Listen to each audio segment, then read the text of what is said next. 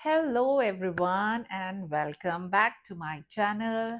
आज की वीडियो में मैं आपको वॉशिंग इंस्ट्रक्शंस के बारे में फिर से बताऊंगी, क्योंकि मैं पिछली कुछ वीडियोस में बार बार वॉशिंग इंस्ट्रक्शंस ही बार बार बोले जा रही हूँ। देन सडनली आई रियलाइज कि जो मैंने जिस नाम से वो वीडियो सेव करी है वो तो केयर इंस्ट्रक्शंस के नाम से है, तो I am really sorry for that. तो क्योंकि ये वाली वीडियो बार बार वो कंफ्यूजन है कि हमें हैंड पेंटेड साड़ी या फैब्रिक पेंटिंग करने के बाद हमें कपड़े कैसे धोने हैं, किस तरह से धोने हैं, क्या बातें दिमाग में रखनी है, क्या बातें याद रखनी है, कौन सी चीज़ें हैं जिनको हम नज़रअंदाज कर जाते हैं और कौन सी चीज़ हैं जो हमें ध्यान रखनी है। आयरन हमें करना है नहीं करना, आगे से करना है पीछे से करना है, हर वीडियो में मैंने बताया, लेकिन मैं आपको फिर से बताना चाहती हूँ इस वीडियो में। So don't miss this video. So let's start this. Okay, तो सबसे पहले मैंने ऑलरेडी अभी रिसेंटली एक अपनी वीडियो अपलोड करी है जिसमें मैंने आपको बताया है कि फैब्रिक पेंटिंग कैसे करनी है, आप कहाँ से कपड़ा ले सकते हैं, किस तरह का कपड़ा ले सकते हैं, किन बातों का ध्यान रख सकते हैं, कौन से कलर्स हमें यूज़ करने हैं। जब आपका सब बन जाए, ब्रशेस कौन से यूज़ करेंगे, और जब आपका सब कुछ बन जाए, तैयार हो जाए, तो उसके बाद के केयर इंस्ट्रक्शंस या वॉशिंग इंस्ट्रक्शंस क्या हैं, क्या रहेंगे, तो आज हम उनको डिस्कस करते हैं।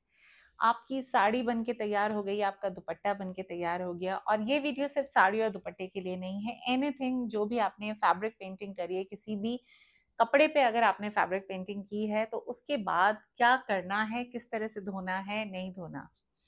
सबसे पहला सवाल जो बहुत लोग मुझसे पूछते हैं बार बार कि जो आप ये साड़ी बना रहे हैं या दुपट्टा बना रहे हैं, इसको हम होम वॉश करेंगे या हम इसको ड्राई क्लीन करेंगे, यानी हम घर में धोएंगे या हम इनको बाहर धोएंगे।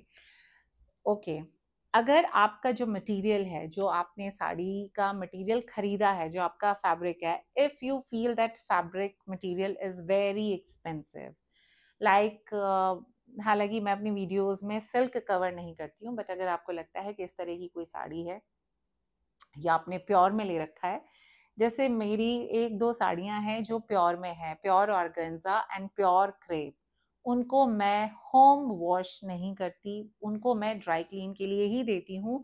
वो इसलिए क्योंकि वो जो फैब्रिक है दैट इज़ वेरी एक्सपेंसिव, और मैं उसको घर में ट्राई करके ख़राब नहीं करना चाहती।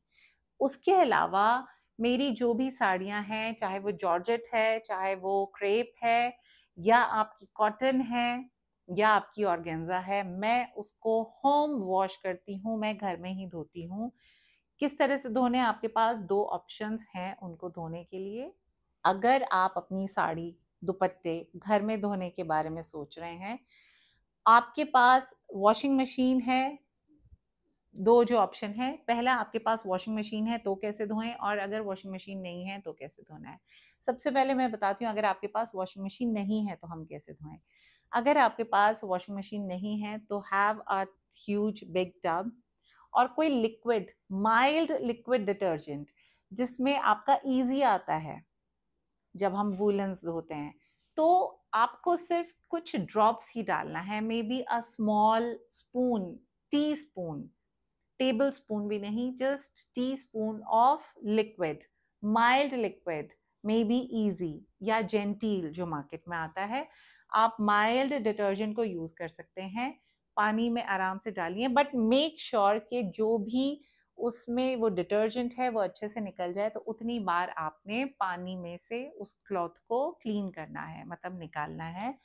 अच्छा, आपको ऐसे रगड़ के नहीं धोना है। अगर आप ऐसे रगड़ के धोएंगे तो कहीं ना कोई कलर हो सकता है निकल जाए। मेरा नहीं निकला, हालांकि मैंने कभी इस तरह से भी वॉश नहीं किया है, बट फिर भी मैं आपको बोलूंगी कि आप इस तरह से वॉश ना करें, ऐसे रगड़ कर।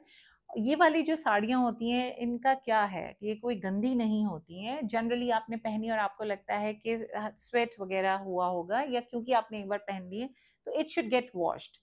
This is the only thing. तो उसके लिए आप एक माइल्ड डिटर्जेंट डाल के हाथ से इस तरह निकाल के सुखा सकते हैं, बट मेक श्योर जो आपका डिटर्जेंट है वो कपड़े में नहीं रहे, क्योंकि अगर कपड़े में डिटर्जेंट रह गया तो कहीं ड्राई होने के बाद वो पैचेस पड़ जाएंगे, कहीं लाइट कहीं dark, because of sunlight. Okay, अच्छा, सेकंड, अगर आप वॉशिंग मशीन में वॉश करते हैं तो क्या है, आजकल की जो वॉशिंग मशीन्स आ रही हैं उनमें 2-3 ऑप्शन आपको इसमें मिलता है। जैसे हर वॉशिंग मशीन का डिफरेंट है। जैसे किसी में आता है क्रेडल वॉश, किसी में आता है बेबी वॉश, किसी में आता है साड़ी वॉश। तो बेसिकली वो वाला आपने ऑप्शन चूज करना है जिसमें जो आपकी साड़ी है, क्योंकि it is a delicate fabric और आपको ऐसे रगड़ रगड़ के या गर्म पानी से नहीं धोना है, आपको एक जेंटील वॉश चाहिए। तो उस जेंटील वॉश के लिए जेंटील पे ही आप, यस, जेंटील वर्ड से मुझे याद है, जेंटील वॉश का भी ऑप्शन वॉशिंग मशीन्स में है। तो आपको कोई भी जेंटील वाला ऑप्शन ही चूज करना है और आप उसमें अपनी साड़ी डाल सकते हैं। और जिस तरह मैंने बताया है, हैंड वॉश में आपको बहुत ही माइल्ड डिटर्जेंट ही यूज करना है। माइल्ड डिटर्जेंट के अलावा बहुत थोड़ा ही यूज करना है। वो झाग झाग झाग झाग धोए तो जितना झाग होगा उतना बार बार निकलेगा। और अगर आपने अपने फैब्रिक को डाई करके पेंट करा है तो थोड़ा सा हो सकता है कि वो डाई वाला जो कलर है वो ब्लीड कर जाए या वो निकल जाए। तो वो नहीं करना। मैंने पहले भी आपको बताया कि ये वाली जो साड़ियां हैं इसमें यही होता है कि आपने पहना है एंड क्योंकि आपने एक बार पहन लिया तो you want to get them washed. आपको ये नहीं चाहिए कि आप उसको रगड़ रहे हो। तो रगड़ रहे हैं तो हो सकता है आपकी वहां से साड़ी डैमेज हो जाए या कलर निकले, या फिर क्योंकि आप ऐसे रगड़ रगड़ के कर रहे हैं तो वो निकल सकता है। मेरा नहीं निकला है क्योंकि मैंने ऐसे रगड़ा भी नहीं है। एनीवेज, मशीन वॉश और अपने आप हाथ से धोने वाले दोनों ऑप्शन मैंने बता दिए। अब कौन कौन सी बातें हैं जिन्हें हमें याद रखना है। सबसे पहले माइल्ड डिटर्जेंट मैंने कवर कर लिया है। माइल्ड डिटर्जेंट के अलावा आप और कोई डिटर्जेंट यूज नहीं करेंगे। आप रिन, सर्फ वगैरह यूज नहीं करेंगे। सेकेंड, जब भी आप वॉश करेंगे फैब्रिक पेंटिंग करी हुई चीज या हैंड पेंटेड साड़ी, दुपट्टा या कुछ भी है, तो आप उसको गर्म पानी से नहीं धोएंगे, क्योंकि गर्म पानी से धोने पे हो सकता है कि कलर्स निकल जाएं। नॉर्मल पानी या आपका कोल्ड वाटर अगर है तो that is more than sufficient. इसके अलावा आपको खौलता हुआ गर्म पानी की जरूरत नहीं है। तीसरा पॉइंट, जब आपने ये सारी चीजें कर ली हैं उसके बाद अगर जब आप इसको सुखा रहे हैं तो इसको डायरेक्ट सनलाइट में नहीं सुखाइएगा, क्योंकि डायरेक्ट सनलाइट में अगर आपका फैब्रिक डाई करा हुआ है तो भी, क्योंकि हो सकता है अगर आप हाथ से धो रहे हैं तो पूरी तरह से आपका डिटर्जेंट नहीं निकले। अगर आपका डिटर्जेंट फैब्रिक में रह जाएगा, क्योंकि ये मेरा खुद का एक्सपीरियंस है, ये मेरे साथ हो चुका है कि मैं अपनी क्रेप साड़ी को धोने के बाद मैंने हाथ से ही धोई थी, मैंने उसको बाहर डाल दिया सनलाइट में ड्राई करने के लिए। और जब वो मैंने उतारी तो आई सॉ डिफरेंट पैचेस। पूरी sari plain beautiful green colour में थी और उसके बाद वो लाइट डार्क हो गई। हालांकि आई डिड नॉट थ्रो, क्योंकि मैं आर्टिस्ट हूँ। आई टोल्ड पीपल कि ये तो मैंने टाई एंड डाई टाइप्स ली है तो इसमें ये ऑलरेडी शेड है, and I still wear it. कुछ चीजें आपके दिल के बहुत पास होती हैं, you don't feel like to just throw. तो ओके, ये मैं ऑफ द टॉपिक हो गई हूँ।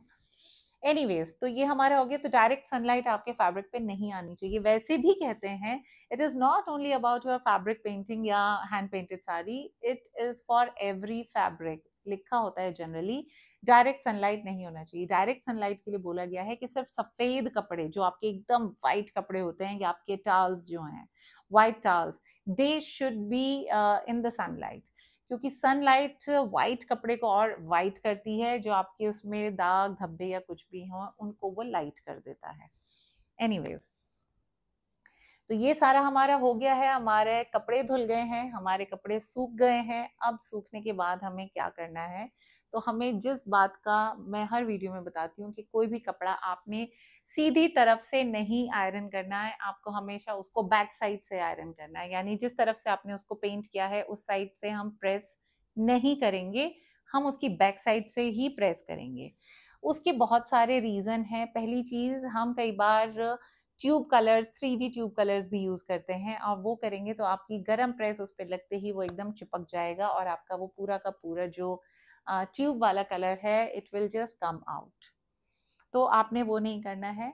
दूसरा, जनरली कपड़े पे से जो आपका पेंट है वो नहीं उतरेगा, लेकिन कौन सा पेंट उतरेगा? जिसको आपने पेंट किया है और उसके ऊपर आपने फिर, अगर आपको लग रहा है कि वो थिक पेंट आपका आ गया, तो thick paint definitely will come out. तो इसलिए हमें सीधी साइड जहां से हमने पेंट किया, हमें उस साइड से हम आयरन नहीं करेंगे, हम उसको बैक साइड से ही आयरन करेंगे। आयरन कैसे करेंगे? आयरन करने के लिए आप नॉर्मल आयरन नहीं यूज करेंगे। नॉर्मल आयरन से पूरे चांसेस हैं कि आपके या तो फैब्रिक उस पर लग जाएगा या नहीं लगेगा। एक मेरे से सवाल पूछा गया है कि क्या ऑर्गेन्जा को प्रेस करेंगे, क्या कॉटन को प्रेस करेंगे या क्रेप को? आप हर किसी को ही प्रेस करोगे, आप बगैर प्रेस करे हुए कपड़ा नहीं पहनते हैं। तो आप प्रेस हर कपड़े को कर सकते हैं, लेकिन आपको उन्हीं बातों का ध्यान रखना है जो आप हर बार करते हैं कि कॉटन के कपड़े को अगर आप प्रेस कर रहे हैं तो जो आपका आयरन का जो आपकी प्रेस का टेम्परेचर होगा वो थोड़ा हाई होएगा। ठीक है, तेज गर्म होगा, उसमें स्टीम होनी चाहिए, तो आपका जो कॉटन है वो अच्छे से, उसमें क्रीज नहीं आएगी, बहुत अच्छे से आप उसको आयरन कर सकते हैं। पहली चीज। दूसरी चीज, जब आपकी क्रेप हो गई, crepe again is a mixed cloth. सिर्फ कॉटन है जिसपे आप हाई टेम्परेचर पे आयरन कर सकते हैं, उसके अलावा जो भी जितना भी कॉटन में फिर मिक्स होता चला जाएगा, और जितना ज्यादा मिक्स्ड मटेरियल होगा उतनी ही कम टेम्परेचर पे ही आपको प्रेस करनी है। तो क्या है, कॉटन की साड़ी प्रेस कर रहे हैं, कॉटन के कपड़े प्रेस कर रहे हैं, हाई टेम्परेचर। उसके बाद अगर आप क्रेप कर रहे हो तो थोड़ा कम temperature. Georgette again is more mixed, उस पर और कम temperature. And organza is totally mixed material. I don't know उसको क्या बोलेंगे, अभी मुझे वो वर्ड याद नहीं आ रहा है, आई एम बिट कंफ्यूज।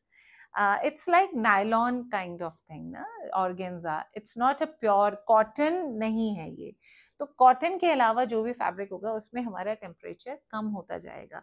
तो ऑर्गेन्जा क्योंकि ये बिल्कुल ही शेयर और बहुत ही हल्का फैब्रिक आपका हो गया है, जैसे आप दुपट्टे बड़े ध्यान से आप अपने आयरन करते हैं, उसी तरह से अपनी साड़ियों को भी आपने वैसे ही आयरन करना है। मोटा थिक फैब्रिक है तो हाई टेम्परेचर, धीरे धीरे शेयर होता जाएगा या जितना मिक्स होता जाएगा आपको उतना ही उसका टेम्परेचर लो करके रखना है। लो टेम्परेचर के साथ साथ मेक श्योर स्टीम होना ही चाहिए, स्टीमर होना चाहिए। स्टीम अगर उसमें धीरे धीरे निकलती रहेगी तो आपका फैब्रिक प्रेस पे नहीं चिपकेगा, अदरवाइज आपका फैब्रिक भी फट जाएगा, चिपक जाएगा। ये मेरे साथ कई बार हो चुका है, स्पेशली ऑर्गेन्जा साड़ीज। टाइम्स आपको लगता है मैंने एक ब्यूटीफुल दुपट्टा आई मेड और मुझे वो डिस्पैच करना था, तो डिस्पैच करने के टाइम पे I always iron and then pack my stuff and give. और बिल्कुल डिस्पैच करने के टाइम पे वो बिल्कुल एज से ज्यादा नहीं पर थोड़ा सा वो फट गया था। जब फट गया I really felt so bad. मैंने उसको एक तरफ रखा और फिर मैं अपना दूसरा मैंने दुपट्टा बनाया। अच्छा, ये ऑफ द टॉपिक है, लेकिन मैं आपको एक छोटी सी टिप देती हूँ, उसका भी अगर मुझे पता चलेगा तो मैं अमेज़न से एक टेप आती है जो आपके फैब्रिक को स्टिक कर देती है, आप उस फैब्रिक को चिपका देती है। तो छोटा मोटा अगर आपको लगता है आयरन करते हुए या वैसे भी आपका छोटा सा कट लग गया है या थोड़ा सा चिर गया, चिरना नहीं बोलूंगी बिकॉज अगर आपका फैब्रिक चिर रहा है यानी इस तरह लंबे लंबे वो यूं फट फट के आ रहा है, तो दैट मीन्स वो फैब्रिक इज ओल्ड और may be that fabric is not worth it. तो उस पर समय, पैसे और अपना एनर्जी लगाने की जरूरत नहीं है, उसको जस्ट डिस्कार्ड दैट फैब्रिक। लेकिन फिर भी थोड़ा सा, जैसे मेरा जो मैंने प्रेस किया था तो वो मुझे वही वाली फीलिंग है जैसे कट गया, इट वाज लाइक वो चिरने वाला। तो that fabric is brand new but फिर भी वो इस तरह से आया है। तो I am planning to get that tape from Amazon और मैं वो लगाने का प्रोसेस भी कैप्चर करके आपके साथ शेयर जरूर करूंगी, बिकॉज मैंने भी उसको कभी ट्राई नहीं किया है। I will try it for the very first time but I will definitely would like to share it with you, क्योंकि इतनी मेहनत करने के बाद, सिर्फ प्रेस करने के बाद अगर आपका साड़ी दुपट्टा या कुछ भी डैमेज होता है तो एक्चुअली इट हर्ट्स, फील होता है।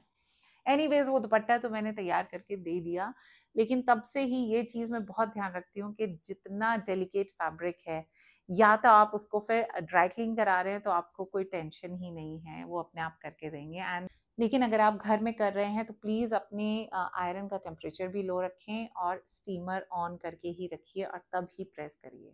There is one more option जो आजकल मार्केट में आ रहे हैं, जो स्टीम, आपने कहीं भी हैंगर पे भी लगा रखा है और सिर्फ स्टीम आयरन्स जो होती हैं, कि वो स्टीमर से ही, सिर्फ स्टीम से ही वो सारे रिंकल्स वगैरह आपके खत्म हो रहे हैं।